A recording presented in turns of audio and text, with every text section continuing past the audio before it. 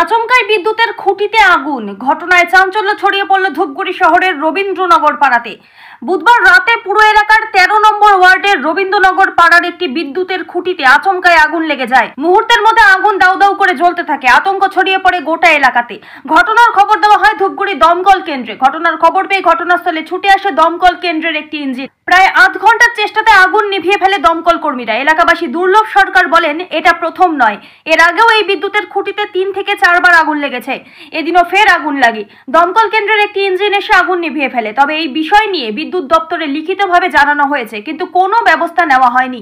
দপ্তর থেকে ওভারলোডিং এর কথা বলা হলেও কোনো কাজ করা হয়নি বলে অভিযোগ, যার ফলে এলাকার মানুষ ভুক্তভোগী হচ্ছে দিনের পর দিন।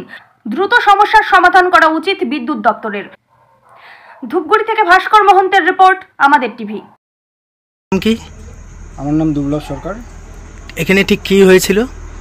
এটা 13 নম্বর ওয়ার্ড রবীন্দ্রনগর পাড়া। এর আগেও আমরা আমাদের এখানে যে ইলেকট্রিক লাইটের খুঁটিগুলো আছে সেগুলোতে এর আগেও আগুন লেগেছিল 3-4 বার।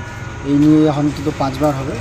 তো আমরা এই নিয়ে ইলেকট্রিক অফিসে গিয়েছিলাম এর আগে, এবং সেখানে লিখিত দরখাস্তও দিই, এবং ইলেকট্রিক অফিস ডিপার্টমেন্ট থেকে আমাদেরকে বলা হয় যে এটা লোডিংয়ের জন্য, ওভারলোডিংয়ের জন্য এটা হয়। তো আমার কথা হলো যে ওভারলোডিংয়ের জন্য যদি হয়ে থাকে তবে এর কি কোনো সলিউশন নেই? নিশ্চয়ই তাদের কাছে কোনো সলিউশন আছে। তো তিনি তখন বলেছিলেন যে যারা বাড়িতে এসি লাগান বা কোনো ফ্যাক্টরি মেশিন বা যাই হোক যেটাই লাগান, তো তারা সেই ব্যক্তি ইলেকট্রিক অফিসে গিয়ে একটা ফর্ম ফিল আপ করতে হবে হাই লোডিংয়ের জন্য। তো সেটার দায়িত্ব উনি আমাদেরকে দিতে চাইছিলেন যে আপনারা গিয়ে বলবেন।